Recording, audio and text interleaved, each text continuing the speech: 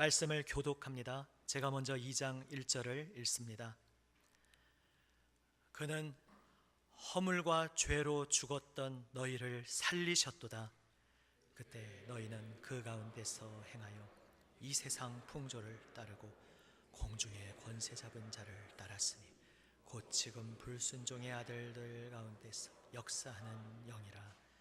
전에는 우리도 다 그 가운데서 우리 육체의 욕심을 따라 지내며 육체와 마음에 원하는 것을 하여 다른 이들과 같이 본질상 진노의 자녀이었더니 긍휼이 풍성하신 하나님이 우리를 사랑하신 그 큰 사랑을 인하여 허물로 죽은 우리를 그리스도와 함께 살리셨고 너희는 은혜로 구원을 받은 것이라.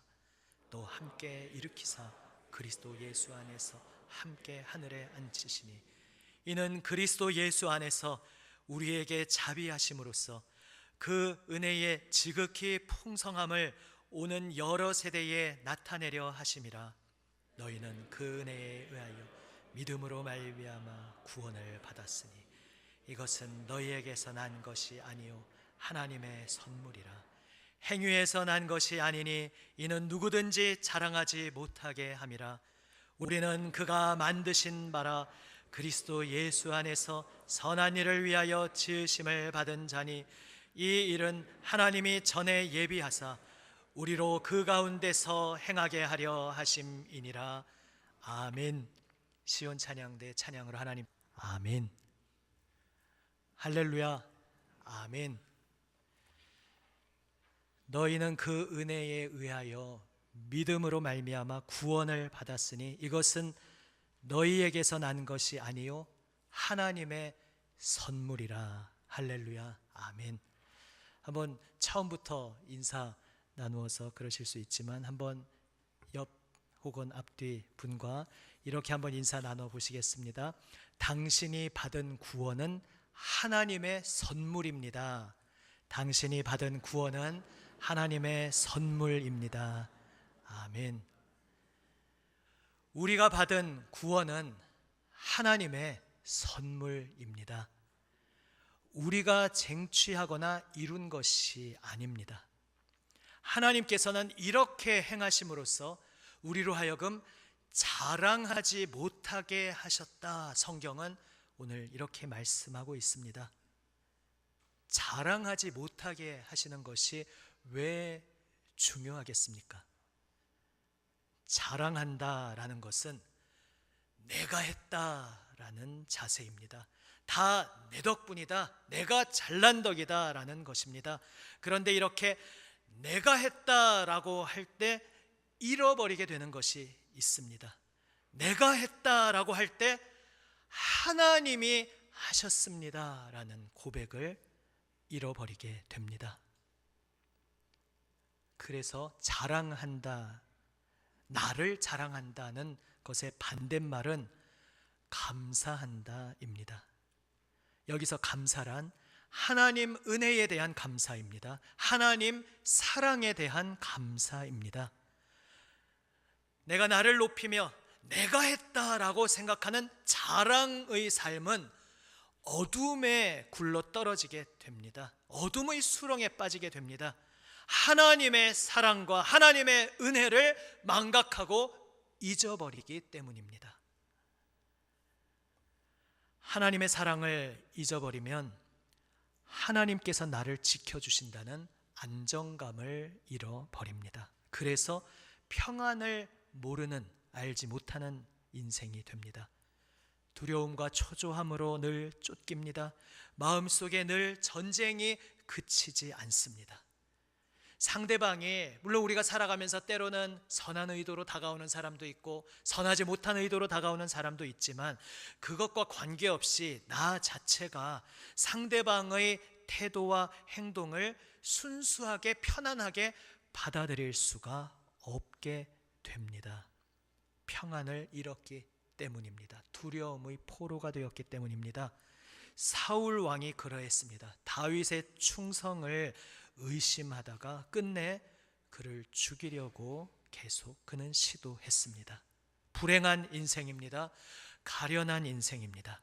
에베소서 4장 31절은 이러한 모습을 보여줍니다. 우리는 개역 개정인데 새 번역으로 제가 한번 읽어보겠습니다. 모든 독설과 격정과 분노와 고함 소리와 욕설 따위는 온갖 악의와 더불어 내어 버리십시오. 아멘. 또한 하나님의 사랑을 잊으면 내가 하나님께 소중한 존재라는 것을 망각하게 됩니다. 그래서 내 힘으로, 나 자신의 가치를 내 힘으로 세우려고 몸부림치게 됩니다.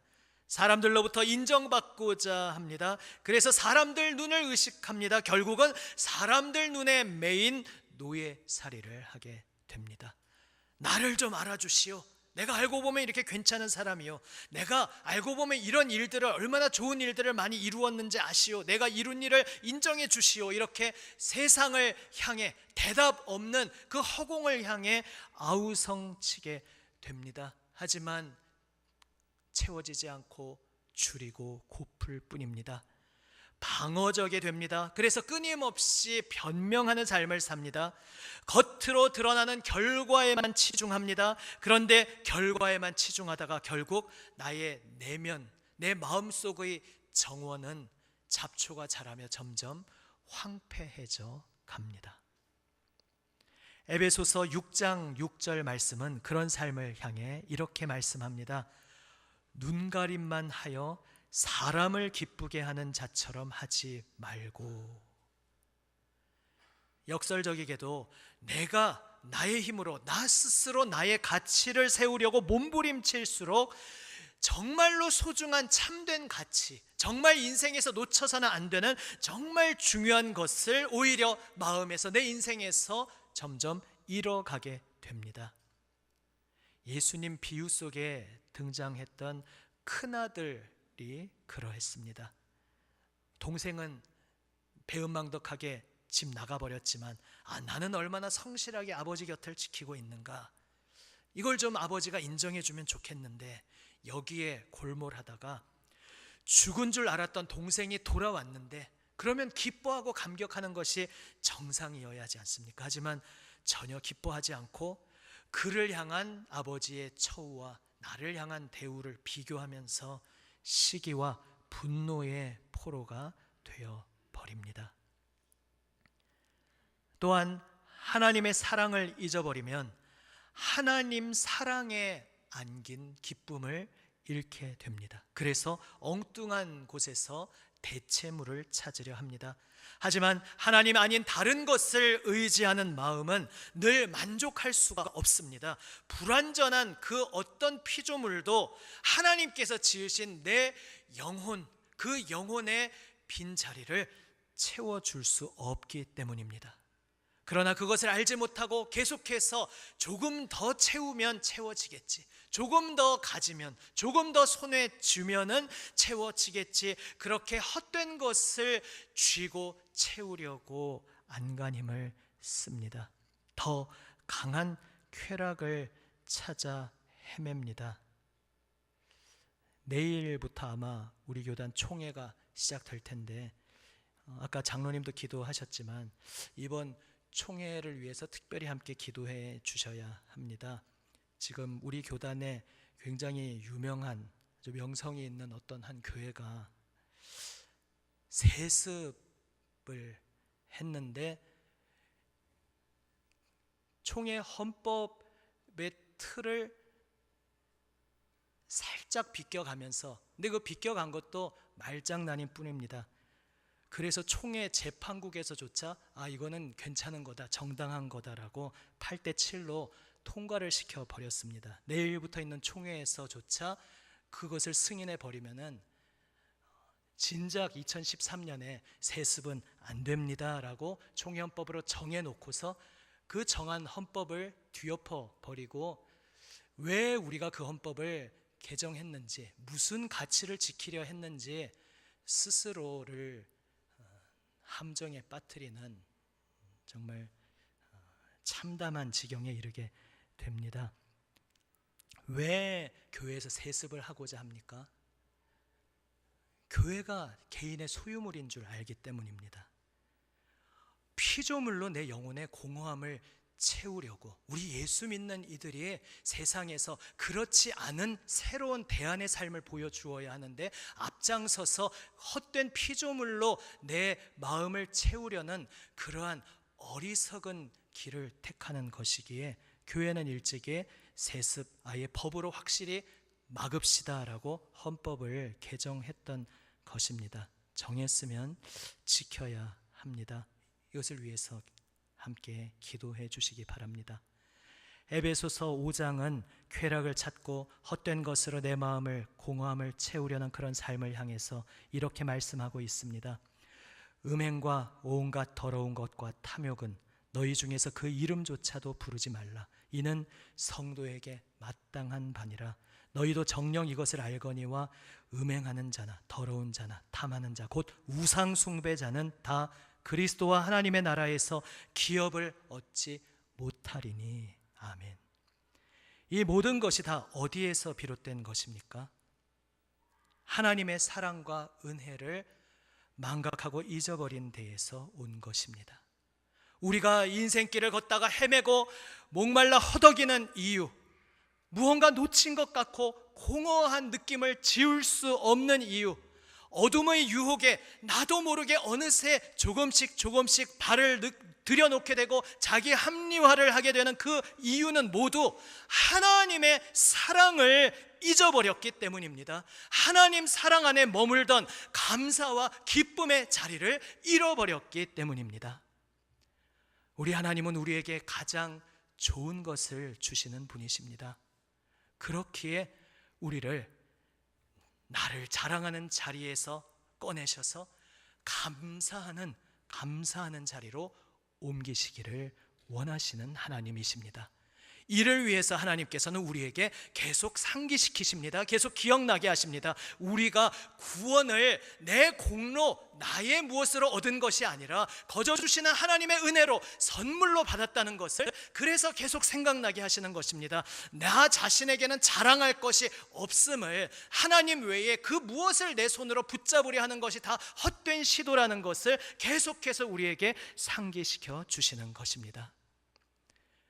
감사의 자리를 찾으라고 주님께서는 오늘도 날마다 우리 마음 문을 노크하며 두드리고 계십니다. 아직 주님을 알지 못하는 온 세상을 향해서도 너 자신을 자랑하는 삶이 아니라 하나님을 사랑하는 삶으로, 하나님의 사랑을 알고 감사하는 삶으로 나오라 노크하고 계시지만, 이미 예수님을 알고 이미 예수님을 믿은 우리들도 날마다 그것을 다시 기억해야 하기에, 혹 그것을 기억하는 자리를 놓치고 머리로 지식으로는 기억하지만 가슴으로, 영혼으로 기억하지 못하게 될 때에 자랑하는 삶으로 탈선하고, 그럴 때에 하나님의 그 기쁨, 하나님 앞에서의 겸손, 성령 충만한 능력의 삶을 놓치기 때문에 하나님께서는 감사하는 삶, 구원을 선물로 받았음을 기억하는 자리로 돌아오라고 오늘 우리를 다시 부르고 계십니다.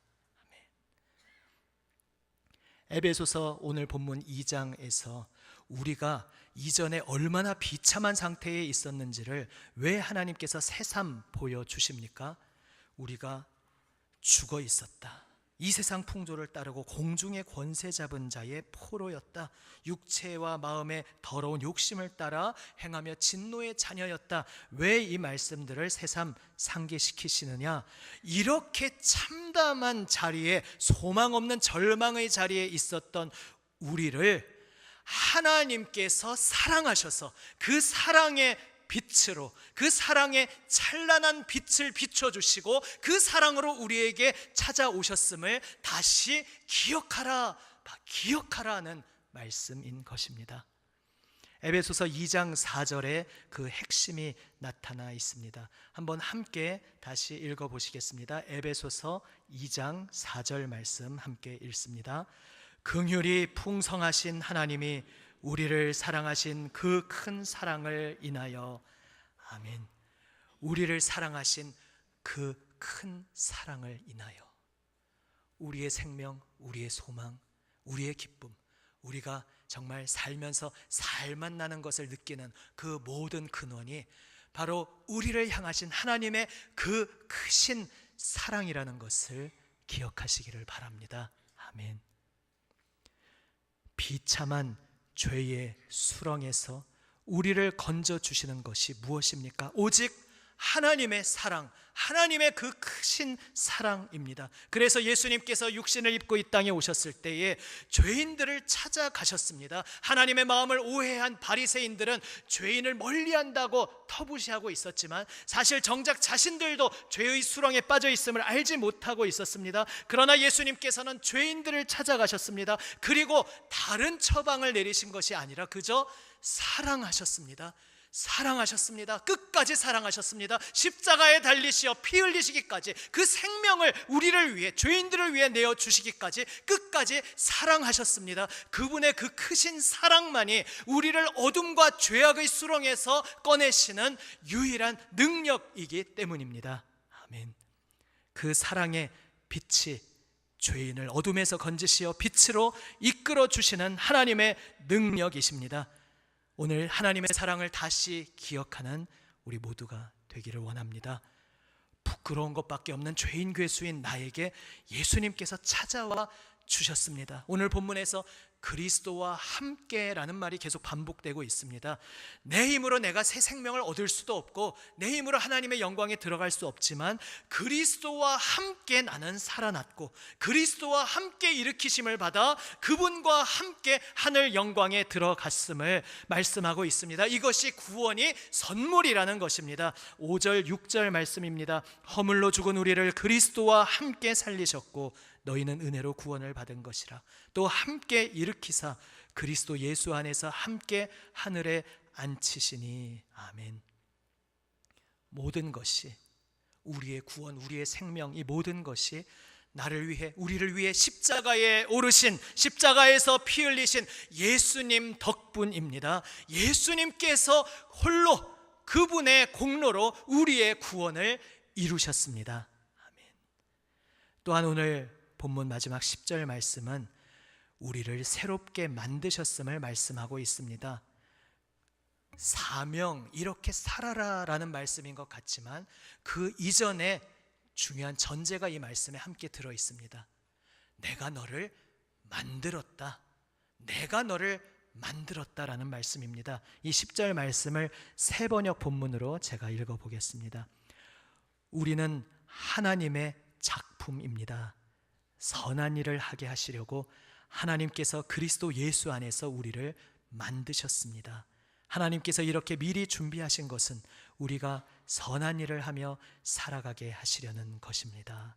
아멘. 여기서 만드셨다, 작품이다라는 것은 첫 창조, 옛 창조를 말씀하시는 것이 아니라 그리스도의 보혈로 우리를 새롭게 창조하신 새 창조를 말씀하시는 것입니다. 우리가 그리스도의 보혈로 새롭게 만들어진 하나님의 작품입니다. 하나님의 숨결이 불어넣어진 하나님의 걸작품입니다. 그래서 이 말씀이 우리에게 무엇을 하라는 것 이전에 우리의 은혜의 말씀인 것입니다. 아, 하나님이 나를 만드셨군요. 하나님이 나를 새롭게 하셨군요. 하나님이 나를 걸작품으로 만드셨으니 이제 하나님의 뜻 따라 살아가는 나의 삶도 내 힘이 아니라 하나님의 힘으로, 하나님의 새 창조의 능력으로 저는 살아갈 수 있습니다. 이것을 깨닫게 하시는 말씀인 것입니다. 우리의 구원은 하나님의 선물입니다. 한번 옆이나 앞뒤 분들과 다시 한번 이렇게 축복의 말씀 건네시겠습니다. 당신의 구원은 하나님의 선물입니다. 당신의 구원은 하나님의 선물입니다. 아멘. 옆에 보니까 누가 보이십니까? 나와 함께 하나님의 그 측량할 수 없는 선물을, 그 놀라우신 은혜를 받은 사람, 그 사람이 내 옆에 앉아 있습니다. 그 사람, 그리고 나, 우리 모두가 하나님이 거저주시는 은혜를, 선물을 함께 받은 사람들입니다. 우리는 하나님의 놀라운 사랑을 받고 있는 그분의 자녀들입니다. 우리에게 주시는 그 크신 사랑이 선물입니다. 그리스도와 함께 우리는 새롭게 이미 창조되었습니다. 이 새롭게 창조된 새 생명도 하나님의 선물입니다.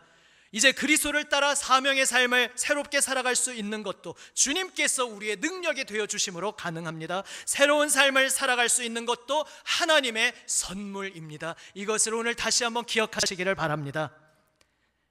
기쁨이 무엇입니까? 물을 때 국어사전을 찾아서 기쁨이 무엇인지 정의를 찾는 것이 아니라 그 주시는 사랑에 놀라워서 그 사랑이 기뻐서 실실 웃는, 실실 웃음 이상한가요? 방긋방긋 웃는 내 웃음을 보여주면서 이게 바로 기쁨입니다. 하나님 사랑받는 이것이 기쁨입니다. 한 사람에게 나의 웃음을, 나의 미소를 보여줄 수 있다면 바로 그것이 우리를 그리스도의 보혈로 새롭게 창조하신, 우리를 향하신 하나님의 뜻, 하나님의 기뻐하시는 하나님의 마음인 것입니다. 그 웃음을, 그 기쁨을 서로 함께 나누는 우리 모두가 되시기를 바랍니다.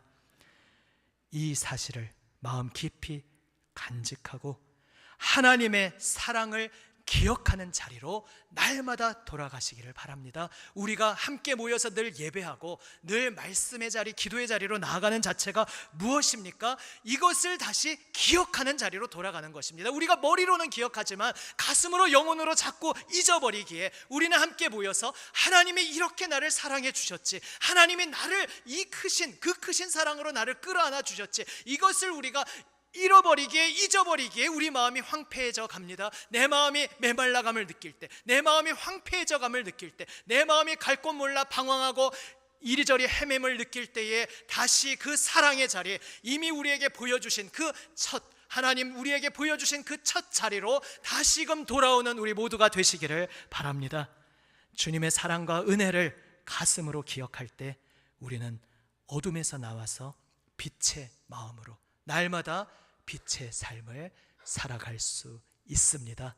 이 놀라운 빛의 삶을 하나님의 사랑으로 인하여 누리는 저와 여러분, 우리 모두가 되시기를 우리 주님의 이름으로 축원합니다. 아멘.